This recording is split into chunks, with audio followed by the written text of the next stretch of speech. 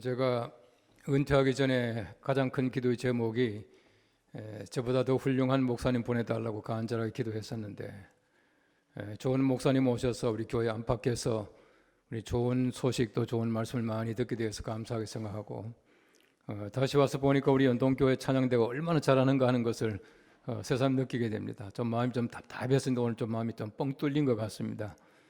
대단히 감사합니다. 2019년 부활주를 맞이해서 우리 부활의 소망과 그 기쁨이 우리 모든 성도들 가정에 충만하시기를 기원합니다. 특별히 우리가 3.1 만세운동 100주년 해에 부활주를 맞이하면서 우리 연동교회가 또 3.1 운동에 앞장서게 되고, 또 우리 3.1 또 만세운동이라고 하는 것이 우리 한국 교회의 민족 운동이었던 것을 생각할 때에 얼마나 감사한지 모르겠습니다. 여러분 잘 아시는 대로 월남 이상재 선생이나 또 육당 최남선 선생이나 또 이갑성 선생, 또 그 외에 우리 신이경 권사님, 또 김마리아, 김필례, 김영순 등등 많은 분들이 우리 애국운동에 앞장서게 되고, 또 우리 교회가 또 그 속에 민족의 교회로 거듭나게 된 것을 감사를 드립니다. 우리 3.1운동이라고 하는 것은 그냥 1919년도에 3.1운동으로 이렇게 일어난 것이 아니고, 많은 학자들이 말하기를 1907년에 우리 평양에서 있었던 부흥운동과 회개운동의 그 씨앗이 발화한 것이다, 그렇게 말하고 있습니다. 다시 말하면 그리스도인들의 마음속에 성령운동과 또 하나님의 거룩하신 그 깊이 느끼는 그 하나님의 회개운동 가운데서 힘을 얻게 되고, 이것이 바로 우리 민족운동으로서 3.1운동이 일어나게 된 것이다 라고 말하고 있는 것입니다. 아마 많은 분들이 듣고 아시겠지만은 우리 전국의 그 9개 지역에서 동시다발로 만세운동이 일어납니다. 우리 서울만 파고다 공원에서 일어났고, 나머지 8개 지역은 전부 교회였습니다. 이 교회가 3.1 만세운동에 앞장섰다라고 하는 것은 바로 그런 그 특별한 이유가 있을 것입니다. 많은 사람들이 말하기를 왜 우리가 3.1 운동에 앞장서게 되었는가, 기독교인들이 앞장서게 된 것은 십자가와 부활 때문에 그렇다, 그렇게 말하고 있습니다. 십자가를 통해서 우리 많은 그리스도인들이 예수 그리스도의 사랑과 구속과 은혜를 생각하고, 또 이것이 바로 우리 민족운동으로, 애국운동으로 바로 이거 확산되게 되었다, 그렇게 말하고 있습니다. 또 한 가지는 부활운동이라고 하는 것입니다. 이 부활이라고 하는 것은 죽어도 산다라고 하는 것인데, 우리 많은 사람들의 마음속에, 기독교인들의 마음속에는 죽어도 다시금 살 수 있다라고 하는 바로 부활신앙 때문에 3.1운동 때 바로 앞장설 수 있었다, 그렇게 말하고 있는 것입니다. 많은 정치가들과 많은 민족운동 한다는 사람들이 3.1운동 때 33인중에 들어가기를 꺼려했습니다.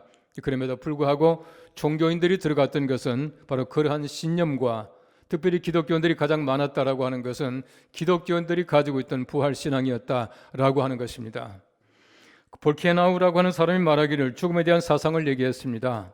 그는 말하기를 죽음에 대한 사상은 먼저 죽음 부정 사상이 있다, 그렇게 말하고 있습니다. 죽음을 부정하는 것이에요. 그래서 죽어도 사는 것처럼 만들고 미라를 만들고, 여러분 잘 아시는 대로 김일성이나 또 이렇게 이런 미라를 만들어 놓는 것은 죽음을 부정하는 것이에요. 첫째는 죽음 부정 사상이다, 그렇게 말하고 있습니다. 둘째는 바로 죽음 수용 사상이다, 그렇게 말하는데, 죽으면 모든 것이 끝난다라고 하는 생각이에요. 이런 생각으로 말미암아 죽음에 대해서 여러 가지 많은 삶에 대한 심각성을 늘 느끼며 살아가는 사람들을 죽음 수용이다, 그렇게 말하고 있습니다.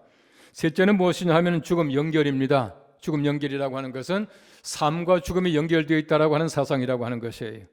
삶과 죽음이 연결되어 있기 때문에 항상 죽어도 사는 것처럼 그렇게 죽는다는 것입니다. 죽은 사람을 사는 것처럼 생각한다는 것이에요. 어떤 분이 말하기를 한국 사람들만큼 죽어서 오래 사는 사람은 없다, 그렇게 말을 했습니다. 다시 말하면 마가렛 미드가 말하기를 세상에서 한국 사람만큼 죽어도 오래 사는 사람이 없다. 이 말이 무슨 말이냐 하면 우린 죽어도 산 사람처럼 대우한다는 것이에요. 여러분 잘 아시는 대로 조상 제사가 있습니다. 조상 제사라고 하는 것은 죽은 조상에 대해서 마치 살아있는 것처럼 모신다는 것이에요. 또 우리가 전통적으로 보시면은 우리 집에서 나갈 때는 흔히 말하는 부모님께 꼭 고하고 들어와서는 다시금 얼굴을 대한다, 그렇게 말하고 있습니다. 그래서 줄필고 반필면, 그렇게 말을 했습니다. 우리 지금도 마찬가지입니다. 많은 가정에 가보시면은 부모님들 영정사진이 이렇게 걸려 있어요. 나갈 때는 다녀오겠습니다 하고 한번 인사하고, 갔다 와서는 다녀왔습니다 라고 절하고, 이것이야말로 효라 생각했습니다. 이것이야말로 진정한 우리 죽음에 대한 한국 사람들의 생각이라고 하는 것입니다. 죽어서 사는 것처럼 살아갑니다. 하나님께서 원하시는 것이 무엇입니까? 우리에게는 죽어도 사는 것이 아니라 죽어야 산다는 것입니다. 죽으면 산다는 것입니다. 우리 부활의 신앙이라고 하는 것은 죽어야 사는 것입니다. 죽으면 사는 것이에요. 우리 그리스도인들은 죽어도 사는 것이 아니라 죽어야 삽니다. 예수님께서 말씀하시기를 요한복음 12장 24절 말씀 말합니다. 한 알의 밀이 땅에 떨어져 죽지 아니하면 한 알 그대로 있고 죽으면 많은 열매를 맺느니라 말씀했습니다. 죽어야 많은 열매를 맺는 것, 이것이야말로 예수님께서 이 땅에서 우리에게 가르친 바이고, 예수님 바로 당신 자신이 죽어서 다시금 살아나심으로 말미암아 우리 부활의 첫 열매가 되신 것을 우리가 잘 알고 있습니다. 죽어도 사는 바로 이게 부활의 진리라고 하는 것은 예수님이 직접 말씀하십니다. 요한복음 11장 말씀에 예수님 말씀하셔요. 예수께서 이르시되 나는 부활이요 생명이니 나를 믿는 자는 죽어도 살겠고 무릇 살아서 나를 믿는 자는 영원히 죽지 아니하리라 말씀하셨어요. 예수님은 세상 계실 때에 세 사람을 살리십니다. 야이로의 딸과 나인성 과부의 아들과 나사로 살리십니다. 살았다라고 하는 현상이 문제가 아닙니다. 왜 현상이 문제가 아닙니까? 그 사람들은 살아도 또 죽은 사람들이에요. 현상 그 자체를 예수님께서 우리에게 가르치신 것이 아니라 우리도 똑같이 그렇게 살 것이다 라고 하는 우리 부활을 교훈하신 것이 세 사람을 살리셨다라고 하는 것입니다. 또한 예수님께서는 부활하신 다음에 수많은 사람들에게 보이셔요. 고린도전서 15장 말씀해 보시면은 장사 지난 바 되셨다가 성령대로 사흘 만에 다시 살아나사 라고 말하고 있습니다. 개바에게 보이십니다. 제자들에게 보이십니다. 500명에게 한꺼번에 보이십니다. 수많은 사람들에게 예수님께서 나타나심으로 예수님께서 다시금 사셨다라고 하는 사실을 모든 사람들에게 알리셨다는 것입니다. 부활은 사실입니다. 부활은 소망입니다. 부활은 우리들에게 영원한 희망입니다. 만일 우리에게 부활이 없다면 얼마나 삶이 험하겠습니까? 얼마나 죽음이 두렵겠습니까? 얼마나 신앙 그 자체가 아무것도 아니겠습니까?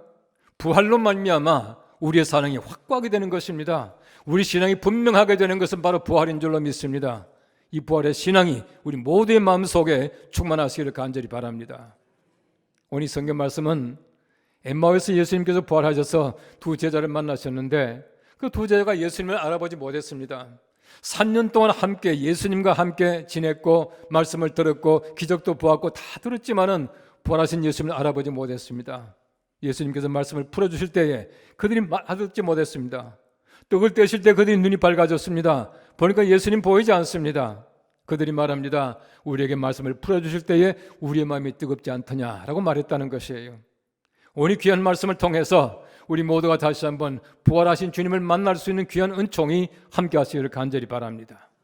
오늘 성경 첫째는 말합니다. 영의 눈이 밝아져야 부활하신 예수님을 만납니다 라고 말합니다.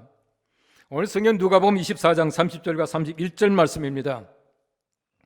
그들과 함께 음식 잡수실 때에 떡을 가지사 축사하시고 떼어 그들에게 주시니 그들의 눈이 밝아져 그인 줄 알아보더니 예수는 그들에게 보이지 아니하시는지라 라고 말하고 있습니다. 마치 오병이어 사건과 예수님의 유월절 식사를 연상케 하는 귀한 장면입니다. 그들에게 보이지 않았습니다. 그들이 눈을 떠서 보이게 되었는데 또 예수님께서는 보이지 않더라라고 말하고 있어요. 예수님과 제자들이 숨바꼭질하고 있습니다. 여러분, 숨바꼭질이 뭔지 아십니까? 숨이라고 하는 것은 숨어 있다는 얘기고요. 이 박이라고 하는 것은 이게 꼭 처박혀 있다는 얘기고, 그 다음에 꼭이라고 하는 것은 이게 들어가 있다는 얘기고, 질이라고 하는 것은 행동을 얘기한대요. 꼭 들어가서 나오지 않는 것을 얘기하고 있습니다. 예수님의 제자들을 보십시오. 예수님께서 분명히 나타나셨지만은 제자들에게는 보이지 않았습니다. 그들의 눈이 밝아져서 예수님 보이게 되자 예수님께서는 보이지 않게 됐다는 얘기입니다. 영체로 변하신 예수님이십니다. 우리가 하나님의 거룩하신 나라 가게 되면은 모두가 영체로 변할 것입니다. 하나님의 거룩한 은혜 가운데서 육체로 변화되지만은 이와 같은 육체가 아니라, 썩어져가는 육체가 아니라, 병들어가는 육체가 아니라 다시금 하나님의 거룩한 영광의 육체로 변할 것을 얘기하고 있다는 것입니다. 죄를 지은 인간이 영으로 변하신 예수님을 보지 못했다, 알아보지 못했다라고 말하고 있어요. 다시 말하면 우리가 육의 눈을 가지고는 예수님을 알지 못합니다. 내가 이성적인 판단을 가지고는 절대 예수님을 만나지 못한다는 얘기입니다. 우리 영으로 변해야 영이신 예수님 만날 수가 있게 되어 있어요. 내가 영으로 변해 영체이신 예수님을 만날 수가 있다는 것입니다. 왜 부활하신 예수님 우리 마음속에 소망이 없습니까? 우리 속에 이성적인 판단과 육적인 생각만 가지고 있으면 부활하신 예수님 만날 수가 없어요. 우리 눈이 변하고 우리 마음이 변하고 심령이 변해야 그제야 비로소 우리가 예수 그리스도를, 부활하신 예수님을 만날 수가 있게 된다고 하는 것입니다. 우리 예수님께서는 이전과 같은 몸이 아니셨습니다. 요한복음 20장 26절 말씀 말합니다.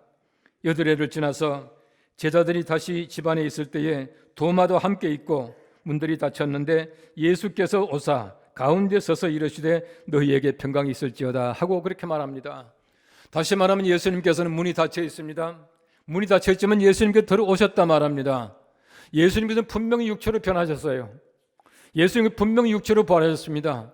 예수님께서는 디베라 바닷가에서 제자들에게 너희가 먹을 것이 있느냐, 고기 있느냐, 함께 조반을 드셨다 말하고 있어요. 성경 말씀 분명히 말합니다. 예수님께서 육체로 부활하신 것을 믿지 않으면 거짓 선지자다 말하고 있어요. 다시 말하면 예수님께서는 분명히 육체로 부활하셨지만은 우리와 같은 육체가 아니에요. 썩어져가는 육체가 아닙니다. 영원히 변하지 않는 영원히 영광스러운 그 육체로 변하셨다, 그렇게 말하고 있는 것이에요. 영원한 육체로 변하신 예수 그리스도를 육적인 눈을 가지고 아무리 살펴봐도 알지 못했다는 얘기입니다. 왜 제자들이 보지 못했습니까? 그런데 아직도 눈이 영으로 변하지 못했다, 그렇게 말하고 있는 것입니다. 그래서 예수님께서는 그들에게 떡을 떼어주셔요. 떡을 떼어주십니다. 이 떼어주심이라고 하는 그 말은 에페티두라고 하는 말인데 미완료 과거형이에요. 미완료 과거형입니다. 끝나지 않은 상태입니다. 눈이 밝아졌다라고 하는 얘기는 바로 디에노이크세산이라고 말인데 부정과거형이에요. 다시 말하면 예수님께 떡을 떼어주셨다라고 하는 얘기는 계속적인 동작입니다. 지금도 떼어주셔요. 우리에게 주님께서는 지금도 하나님의 거룩한 떡을 떼어주신다는 얘기입니다. 눈은 밝아집니다. 한 번으로 영원히 밝아진다는 얘기예요. 부정과거형이라고 하는 것은 단회적인 동작입니다. 예수님께서는 수없이 떡을 떼어주시면서 우리 눈이 밝아지기를 간절하게 소망하고 계셔요. 내 눈이 밝아지게 될 때에 우리 예수 그리스도를 알 수 있게 되는 것입니다. 제자들도 말했습니다. 떡을 떼어주실 때에 우리 눈이 밝아졌다라고 말하고 있어요. 예수 그리스도의 신령한 떡으로 말미암아 우리 눈이 밝아지기를 바랍니다. 그래서 이 밝아진 눈을 가지고 이 부활하신 주님을 분명히 볼 수 있게 되기를 간절히 바랍니다. 막달라 마리아 보십시오. 얼마나 주님 사랑했습니까? 참 주님 사랑하는 제자였지만은 그럼에도 불구하고 예수님 부활하신 것을 알지 못했습니다. 예수님 만나서 말합니다. 동산직인 줄로 알고 만일에 당신이 시체를 옮겼거든 내게 좀 돌려주십시오라고 말하지 않습니까? 여러분, 제자들이 보십시오. 절망 속에 빠져 있을 때에 이 부활하신 예수님 보이지 않아요. 우리가 다시 한번 예수님의 신령하신 눈을 가지고 발견할 수 있게 되기를 간절히 바라는 것입니다. 이 부활의 신앙이라고 하는 것은 우리 이성적인 눈을 가지고 판단을 가지고는 절대로 볼 수가 없는 것입니다.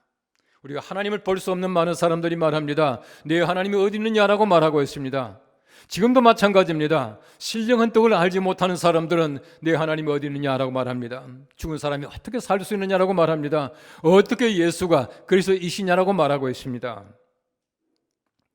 렘브란트의 작품 가운데 보시면은 엠마오의 만찬이라고 하는 그림이 있습니다. 이 그림을 자세히 보시면은 이 부엌에 딸린 아주 소박한 작은 집입니다. 예수님께서 이 집을 방문하셨습니다. 이 사람들이 깜짝 놀랍니다. 함께 떡을 떼며 식사하면서 얼마나 그들이 놀랐겠습니까? 몸이 기울어질 만큼 놀랐습니다. 저기 한쪽에서는 아낙네가 지금 부엌 일을 하고 있습니다. 예수님께서는 가장 소박한 가정에, 가장 소박한 마음 속에 지금도 방문하신다는 얘기예요. 우리의 마음이 하나님의 거룩한 은혜 가운데서 엠마오의 식탁이 되기를 바랍니다. 예수님이 함께 하시는 귀한 식탁이 되기를 바랍니다. 여러분의 가정마다 식사하실 때마다 우리 엠마오의 식탁같이 되어서 신령하신 예수님을 발견할 수 있게 되기를 바랍니다. 하나님의 거룩한 은혜 가운데서 우리 심령이 날마다 하나님의 거룩한 은혜 가운데서 변화되고 또 주님이 함께 하셔서 외롭지 않고 두렵지 않고 약하지 않고 살게 되기를 간절히 바랍니다. 오늘 성경 두 번째는 말합니다. 말씀으로 마음이 뜨거워져야 부활의 예수님을 만납니다 라고 말하고 있습니다. 오늘 누가복음 24장 32절 말씀에는 말합니다. 그들이 서로 말하되 길에서 우리에게 말씀을 주시고 우리에게 성경을 풀어주실 때에 우리 속에서 마음이 뜨겁지 아니하더냐 하고 라고 말하고 있습니다. 얼마나 낯선 사람이었습니까? 처음 보는 사람 같았습니다. 낯선 사람 같았지만은 바로 이분이야말로 마음이 뜨거워져 보니까 예수 그리스도, 우리의 메시아, 우리의 구세주, 우리의 선생님이셨습니다. 그들의 말씀을 가운데서 마음이 뜨거워져야 바로 예수 그리스도가 보일 수가 있습니다.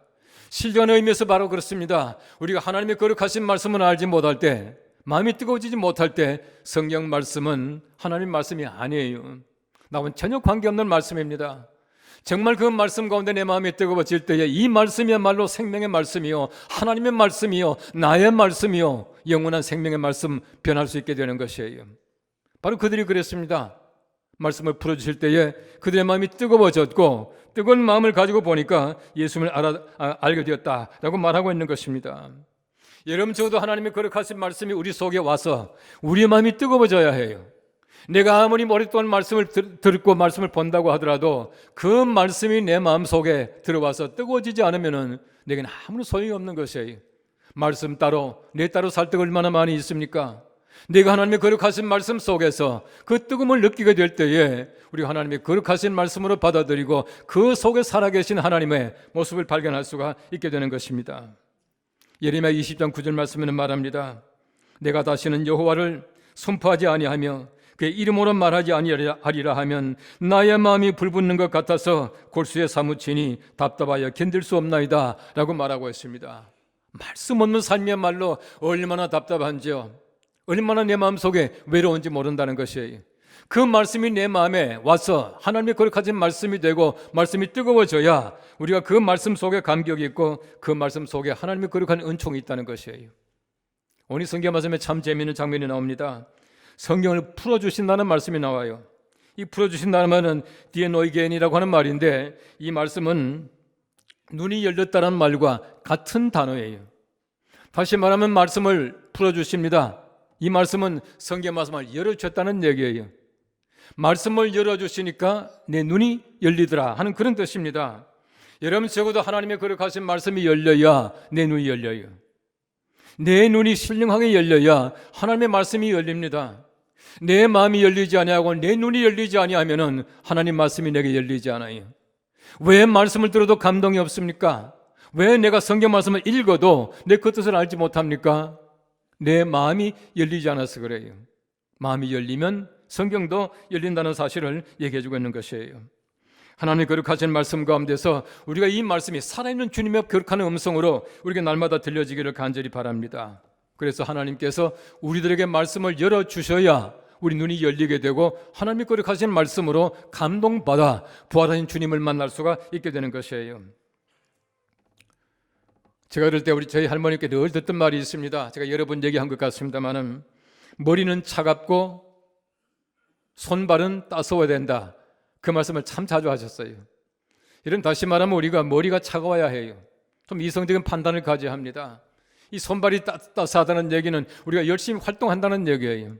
여러분, 가슴이 뜨거워야 됩니다. 가슴이 냉랭하면 되지 않아요. 머리가 뜨거우면 절대로 안 됩니다. 머리는 차가워야 되지만 가슴이 뜨거워야 해요. 그렇게 해야 우리가 하나님의 거룩하신 말씀을 올바르게 볼 수가 있습니다.